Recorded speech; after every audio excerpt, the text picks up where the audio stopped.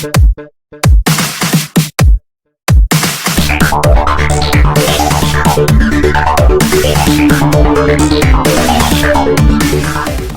परिचर्चा के तीसरी कड़ी में आप सभी का स्वागत है। दूसरी कड़ी में हमने देखा कि मेरिट परीक्षा के प्राप्तांकों से नहीं बल्कि समाज की आकांक्षाओं और अपेक्षा को पूरा करने वाले कार्यों में नापी जानी चाहिए। यदि कोई समाज गरीब है तो जो पैसा कमाएगा वह मेरिटधारी माना जाएगा। यदि कोई समाज असुरक्षित महसूस कर रहा है तो जो उसे सुरक्षा की दिशा में ले जाएगा वह मेरिटधारी माना जाएगा, न कि प्रत्येक बार प्रतियोगी परीक्षा में अधिक अंक प्राप्त करने वाला मेरिटधारी माना जाएगा। लेकिन आज हम इस बात का परीक्षण करेंगे कि क्या आरक्षित वर्ग के विद्यार्थी कॉम्पिटिटिव एग्जाम की परीक्षा के प्राप्तांक के मामले में अनारक्षित वर्गों से प्रायः कम होते हैं। यह एक पूर्वाग्रह के रूप में प्रचारित किया जाता है, यह आरोप लगाया जाता है आरक्षित वर्गों के विद्यार्थियों पर कि वो कम मेरिटधारी हैं, अयोग्य हैं, फिर भी आरक्षण के कारण उनका चयन हो जाता है जिससे गुणवत्ता प्रभावित होती है। तो आज हम इसी बात का परीक्षण करेंगे कि क्या आरक्षित वर्गों के विद्यार्थी हमेशा अनारक्षित वर्गों के अभ्यर्थियों के मामले में प्रतियोगी परीक्षा में कम अंक अर्जित करते हैं। इसको परीक्षण इस बात का करने के लिए हम आंकड़ों के आधार पर इसका परीक्षण करेंगे। आइए, पहला आंकड़ा हम यही प्रस्तुत करते हैं उत्तर प्रदेश के शिक्षा के क्षेत्र में। प्रायः यह कहा जाता है कि शिक्षा के क्षेत्र में तो दलित और पिछड़े बहुत पीछे हैं, तो हम शिक्षा के क्षेत्र से ही उदाहरण उठाते हैं। उत्तर प्रदेश सरकार अपने प्रदेश के विभिन्न अनुदानित महाविद्यालयों के लिए में प्राध्यापकों की नियुक्ति के लिए प्रतियोगी परीक्षा का आयोजित करती है। उत्तर प्रदेश उच्चतर शिक्षा सेवा चयन आयोग द्वारा विभिन्न विज्ञापन किए जाते हैं, जिसका विज्ञापन संख्या 46 और विज्ञापन संख्या 47 अभी हाल ही में संपन्न हुआ है। यह परीक्षा जो होती है इसमें 200 अंकों की लिखित परीक्षा होती है और इंटरव्यू का 30 अंक केवल होता है, केवल 330 अंक इंटरव्यू का और 200 अंक लिखित परीक्षा के। विज्ञापन संख्या 47 की लिखित परीक्षा के कट ऑफ का हम एक सारणी आपके सामने प्रस्तुत कर रहे हैं, कमेंट में भी आपको ये मिल जाएगा। लिखित परीक्षा के कट ऑफ समाज शास्त्र विषय में अनारक्षित वर्ग के का अंतिम कट ऑफ था 103, वहीं ओबीसी का कट ऑफ 130, एससी का 112, अंग्रेजी विभाग में अनारक्षित का अंतिम कट ऑफ 53, ओबीसी का 73 और एससी का 55। अर्थशास्त्र विषय में अनारक्षित 132, ओबीसी 138 और एससी 128। फिजिकल एजुकेशन यानी शारीरिक शिक्षा में अनारक्षित 103, ओबीसी 123 और एससी 107। कीट विज्ञान में अनारक्षित 120, ओबीसी 148 और एससी 114। कीट विज्ञान में राजनीति विज्ञान में अनारक्षित 115, ओबीसी 127 और एससी 117। कृषि वनस्पति में अनारक्षित 105, ओबीसी 125 और एससी 107। उर्दू विषय में अनारक्षित 145, ओबीसी 165 और एससी 115। आप देख सकते हैं इन आंकड़ों के आधार पर कि किस प्रकार से इस अध्यापक की लिखित परीक्षा में आरक्षित वर्ग प्रायः अग्रलिखित विषयों में जिसमें हमने उल्लेख किया उसमें ओबीसी तो इनसे 20-20, 30-30 अंक ज्यादा कट ऑफ में हासिल किया है। विज्ञापन संख्या 46 के भी विषयों में यही आंकड़ा लगभग आपको देखने को मिल जाएगा। इसके अलावा आप सब अखबारों में देखते होंगे कि उत्तर प्रदेश लोक सेवा आयोग की पीसीएस की परीक्षाओं में लगातार लिखित परीक्षा के कट ऑफ ओबीसी का अनारक्षित वर्गों की तुलना में ज्यादा है। इसी प्रकार से पिछले कुछ वर्षों में उत्तर प्रदेश, राजस्थान, दिल्ली, झारखंड, मध्य प्रदेश, तमिलनाडु समेत कई राज्यों से ऐसी खबरें आती रहती हैं कि जहां आरक्षित वर्ग की कट ऑफ अनारक्षित वर्गों की तुलना में ज्यादा गई। राजस्थान एडमिनिस्ट्रेटिव सर्विस आरएएस की परीक्षा 2013 का उदाहरण लीजिए। ओबीसी की कट ऑफ 381, अनारक्षित वर्ग की 350। रेलवे प्रोटेक्शन फोर्स के एसआई सब इंस्पेक्टर के भर्ती में ओबीसी का कट ऑफ 95% और अनारक्षित का 94। दिल्ली शिक्षक की भर्ती हुई, अनारक्षित वर्ग का कट ऑफ 80 और अनुसूचित जाति का कट ऑफ 85। मध्य प्रदेश में टैक्सेशन असिस्टेंट की भर्ती हुई, उसमें भी ओबीसी की कट ऑफ जनरल की यानी अनारक्षित की तुलना में बहुत ज़्यादा गई। अब आप देख लीजिए कि लिखित परीक्षा में कम अंक नहीं पा रहे हैं आरक्षित वर्गों के लोग, लेकिन साक्षात्कार में इनके साथ जाति आधार पर भेदभाव कर दिया जाता है और उस भेदभाव की वजह से ये अंतिम कट ऑफ में नीचे आ जाते हैं। इससे साबित हो रहा है कि आरक्षित वर्ग के अभ्यर्थी मेरिटोरियस नहीं होते, यह अवधारणा सर्वथा भ्रामक है, एक प्रचारित पूर्वाग्रह मात्र है, इसमें कोई दम नहीं है, कोई शोध नहीं है। एक सरकारी नौकरियों में साक्षात्कार में आखिर में कैसे जाति पहचान लेते हैं लोग, एक बड़ा सवाल है कि भाई जाति अंक को देख करके कैसे अंक दे दिया जाएगा, तो जाति पहचान में कैसे आती है, इसका आप उदाहरण उठा के देखिए। तो प्रायः हर एक परीक्षा में जब इंटरव्यू होता है तो पूरा बायोडाटा अभ्यर्थी का जाता है, कुछ एक में छोड़ दिया जाता है, तो उसमें अभ्यर्थी का सरनेम, उसके पिता का नाम, उसका रंग, उसका रूप, उसकी शारीरिक संरचना ही भारत में वो आधार बन जाती है कि जिससे उसकी जाति का पता लगा लेते हैं लोग, एक अनुमान लगा लेते हैं। इसमें वैज्ञानिक तथ्य कितना है एक अलग बहस का विषय है, लेकिन भारत में रंग देख कर लोग कहते हैं फलाने जाति का हुआ है, तो उसके आधार पर उसकी जाति का पता लगा लेते हैं। अगर कहीं कैंडिडेट की जाति का पता नहीं चला तो क्या करते हैं, बड़ी चालाकी से संस्थाएं ही उसकी जाति उजागर कर देती हैं। वो क्या करती हैं, ऐसी व्यवस्था बनाती हैं कि अनारक्षित वर्गों का इंटरव्यू एक विशेष दिन होता है और आरक्षित वर्गों का इंटरव्यू अलग से करके वो जाति को उजागर कर देते हैं। ये एक बड़ी यह व्यवस्था केवल विश्वविद्यालयों में नहीं है, संघ लोक सेवा आयोग, राज्य लोक सेवा आयोगों तक में ये शिकायत मिलती रहती है। ऐसे कई मामले आते रहते हैं कि जब आरक्षित वर्ग के अभ्यर्थी इंटरव्यू के काफ़ी कम नंबर पाते हैं, जबकि लिखित परीक्षा में उनका अंक बहुत ज़्यादा रहता है, किसी मामले में किसी से कम नहीं रहता है। उदाहरण के तौर पर आप जेएनयू की एमफिल पीएचडी की प्रवेश परीक्षा को ले लीजिए, जहाँ वाइबा में जेएनयू में लिखित परीक्षा के बाद जब वाइबा हुआ पीएचडी में एमफिल एडमिशन के लिए, तो आरक्षित वर्गों को 0 या 1 या 2 अंक देने की शिकायत आई। गोरखपुर विश्वविद्यालय में यही हाल हुआ। हिंदी विभाग में क्या किया गया कि कैटेगरी वाइज इंटरव्यू ही बुलाया गया। लिखित परीक्षा के आधार पर जब अभ्यर्थी आए इंटरव्यू देने के लिए तो उनको कह दिया गया कि ओबीसी का इस दिन होगा, एससी का इस दिन होगा और अनारक्षित का इस दिन होगा। तो जब आप कैटेगरी वाइज ही अंतर कर दिए तो इंटरव्यू लेने वाला ऑलरेडी जाति आपकी देख गया और उसी के आधार पर जो है आपको अंक देने की बात है। इसके अलावा विभिन्न विश्वविद्यालयों के प्रैक्टिकल की परीक्षा अंक देख लीजिए आप, ट्यूटोरियल के अंक, अगर आप उसकी श्रेणी सारणी बनाइए एक तो सारणी में ही आपको लग जाएगा कि एक जातिवार क्रम नजर आ रहा है। इसका एक महत्वपूर्ण उदाहरण आपके सामने, बहुत ही चर्चित, बहुत महत्वपूर्ण उदाहरण आपके सामने मैं रख रहा हूँ। Post graduate institute of medical education and research Chandigarh में मेडिकल की सबसे ऊंची डिग्री डीएम के 3 सीटों के लिए लिखित परीक्षा हुई। इस लिखित परीक्षा में अनिल कुमार जो ओबीसी वर्ग से आते हैं वो ऑल इंडिया टॉपर रहे, लेकिन साक्षात्कार में उन्हें 20 में केवल 8 अंक दिए गए, जबकि लिखित परीक्षा में उनसे कम अंक पाने वाले शुभ्रा मिश्रा, पीयूष पाठक, जानवी धर को क्रमशः 16, 18 और 16 अंक दे दिया गया। और जब फाइनल मेरिट बनी तो उसके आधार पर अनिल गंगवार बाहर हो गए और शुभ्रा मिश्रा, पीयूष पाठक, जानवी धर सेलेक्ट कर लिए गए। स्पष्ट रूप से आप देख सकते हैं कि जब क्षमता का मापन होता है लिखित परीक्षा में तो ओबीसी वर्ग का और आरक्षित वर्गों के लोग अच्छे अंक प्राप्त करते हैं, लेकिन जैसे ही उन्हें इंटरव्यू में लिया जाता है उनके साथ जाति भेदभाव करके कम अंक दे दिया जाता है और हमेशा यह साजिश की जाती है कि ये कंपटीशन से बाहर हो जाए।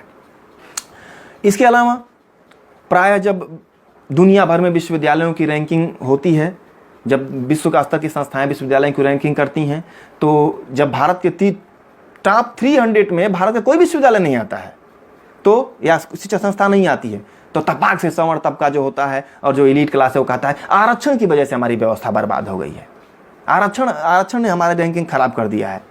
तो आपको बता दें कि भारत में ओबीसी के लिए 27%, एससी के लिए, एससी एसटी के लिए 21% आरक्षण भले ही लागू हो गया है, लेकिन यह आरक्षण केवल कहने को लागू हुआ है।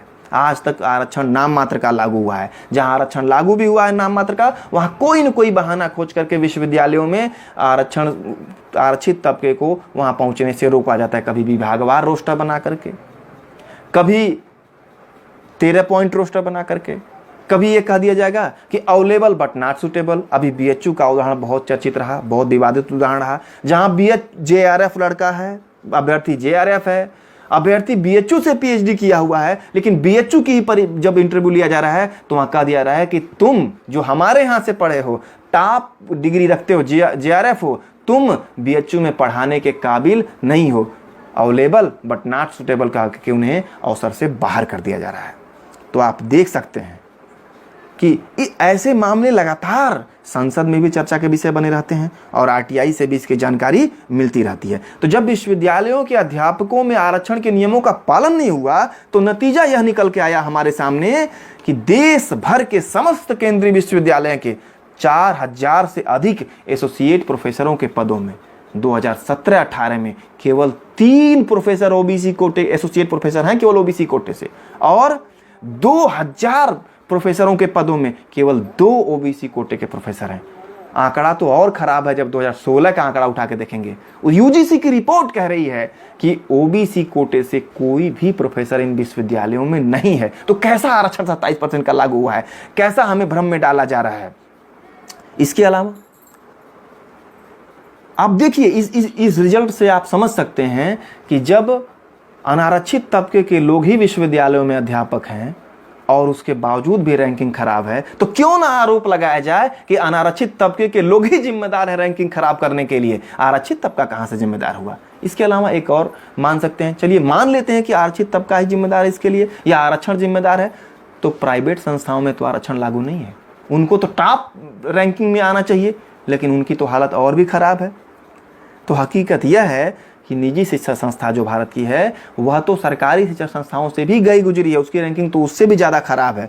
तो इससे यह साबित होता है कि यह आरोप बेबुनियाद है कि आरक्षण की वजह से गुणवत्ता गिरी है, बल्कि इसके कारण कुछ और हैं। इसके कारणों की अगर हम तलाश करेंगे तो टाइम्स ऑफ इंडिया ने 11 जून 2018 को बताया, एक शीर्षक दिया कि not quota but money is deducing declining merit. उसने अपने सर्वे किया नीट की परीक्षा में 2017 में उसने सर्वे किया कि 409 कॉलेजों का कि 57,000 विद्यार्थियों ने जिन्होंने नीट की परीक्षा दिया उसके अंक मिले उनको और उसके आधार पर उनका विभिन्न कॉलेजों में एडमिशन हुआ। इसमें देखा गया कि आपके सामने हम एक चार्ट पेश कर रहे हैं कि उसको समझने की कोशिश करिएगा। सरकारी विद्यालय जो थे मेडिकल कॉलेज जिसमें नीट के जरिए भर्ती हुई, उसमें ओबीसी कोटे की मेरिट गई 465 सरकारी। वहीं निजी संस्था में सरकारी सीटें जो थी, निजी संस्थाओं में जो सरकार द्वारा 1000 सीटें होती हैं, उसका कट ऑफ गया 300, औसत गया 399। एससी का सरकारी विद्यालयों में कट ऑफ औसत गया 398। वहीं निजी विद्यालयों में मैनेजमेंट कोटे की कट ऑफ गई 315। एसटी का सरकारी विद्यालयों में जो औसत गई वो 332। वहीं निजी विद्यालयों में एनआरआई कोटे का कट ऑफ गई 221। और सरकारी विद्यालयों का अगर आप औसत देखेंगे तो 470 औसत स्कोर गया। वहीं निजी विद्यालय का औसत स्कोर 345। आप देखिए 470 और 345। और फीस देखिए, प्राइवेट संस्थाओं में सरकारी सीटें जो हैं उसकी फीस प्रतिवर्ष 5 लाख, मैनेजमेंट कोटा की फीस 13 लाख, एनआरआई कोटा की फीस 19 लाख। तो यानी जैसे जैसे पैसा बढ़ रहा है मेरिट नीचे आती जा रही है। तो टाइम्स ऑफ इंडिया यह निष्कर्ष देता है कि सरकारी संस्थाओं या मेडिकल संस्थाओं की दुर्दशा का कारण आरक्षण नहीं बल्कि पैसा इसे बर्बाद कर रहा है। इसी को हम जनरलाइज वे में कह सकते हैं कि भारत की शिक्षा व्यवस्था को बर्बाद आरक्षण ने नहीं किया है, आरक्षण तो उसे समावेशित बना रहा है। बर्बाद इसे किया है अन्य प्रकार की धांधलियों ने। इसमें पैसे से जो सीटें खरीद ली जाती हैं उसकी वजह से हमारा गुणवत्ता गिरी है। इसके अलावा मेरिट करने वाले ही मेरिट से भागते हैं। आप देखिए कि मेरिट करते तो हर जगह लिखित परीक्षा कराने की बात करते, लेकिन ये खुद कंपटीशन से भागने वाले लोग हैं। आरक्षित वर्गों की लगातार ये मांग रही है कि हर क्षेत्र में आप लिखित परीक्षा कराइए और उसके आधार पर करिए, लेकिन आप देखिए कि विश्वविद्यालयों के अध्यापकों की जो नियुक्ति होती है उसमें कोई लिखित परीक्षा नहीं होती है। उनकी नियुक्ति में केवल इंटरव्यू लिया जाता है, और इंटरव्यू लेने वाले कौन लोग होते हैं? जो परंपरा से वहाँ प्रोफेसर बने हुए हैं। ओबीसी का आरक्षण तो 1992 से लागू हुआ है, तो प्रोफेसर जो पहले से बने हुए हैं वही इंटरव्यू लेंगे और वो जाति देख करके आपको अंक देंगे। हमने पहले ही साबित कर दिया है। इसी मामले में आप देख लीजिए, अभी बहुत चर्चित हुआ उत्तर प्रदेश के गोरखपुर जनपद का गोरखपुर विश्वविद्यालय का मामला आया कि जहाँ आरक्षित तबके के अभ्यर्थी केवल आरक्षित तबके पर ही नियुक्त हुए। अगर जाति देख करके अगर अंक नहीं दिया जाता तो आरक्षित तबके के लोग, एक भी आदमी, एक दो तो ऐसे होते कि जो अनारक्षित तबके में चले जाते, लेकिन जाति देख करके अंक देना है तो उनको उनके कोटे तक ही सीमित कर देना है। इसी वायसनेस के खिलाफ आप देखिए कि भारत के किसी विश्वविद्यालय में जो कुलपतियों की नियुक्ति होती है किस आधार पर होती है? कोई लिखित परीक्षा नहीं। वो सरकारें मनोनयन करती हैं, अपने चहेतों को उठा करके वहाँ पर रख देती हैं। क्या गुणवत्ता देखती हैं, क्या उनकी मेरिट देखी जाती है, ये तो वो सरकारें ही जाने। तो क्यों ना ऐसी व्यवस्था बनाई जाए कि राज्य स्तर के विश्वविद्यालयों को एक इकाई मान करके उन सभी विश्वविद्यालयों के वीसीओं की एक लिखित परीक्षा करा करके और उसके आधार पर उनकी नियुक्ति की जाए। इसी प्रकार से केंद्रीय विश्वविद्यालयों की एक परीक्षा कराई जाए और उसके परिणामों के आधार पर जो वीसी नियुक्त किए जाए। 26 अप्रैल 2020 के जनसत्ता की खबर के अनुसार हाई कोर्ट के 50% जज और सुप्रीम कोर्ट के 30% जज किसी न किसी जज के रिश्तेदार हैं, बेटे हैं, दामाद हैं और बेटी हैं। कौन सी लिखित पर? आप सब जानते हैं कि इन जगहों पर भारत की उच्च न्यायपालिका में कोई लिखित परीक्षा नहीं कराई जाती है। उच्च न्यायपालिका में केवल जज ही जजों की नियुक्ति करते हैं। तो आरक्षित तबका क्यों ना यह मांग करे कि वहां पर भी लिखित परीक्षा कराई जाए और उसमें आरक्षण के नियमों का पालन किया जाए। अभी उत्तर प्रदेश के ये मनोनयन के मामले को लेकर के आपके सामने एक उदाहरण रखते हैं। उत्तर प्रदेश के उन्नाव जनपद में शासकीय अधिवक्ताओं की नियुक्ति हुई है। 9 शासकीय अधिवक्ताओं की नियुक्ति हुई है 18 मार्च 2020 को। इन 9 शासकीय अधिवक्ताओं में 8 ब्राह्मण जाति से और 1 कायस्थ की नियुक्ति हुई है।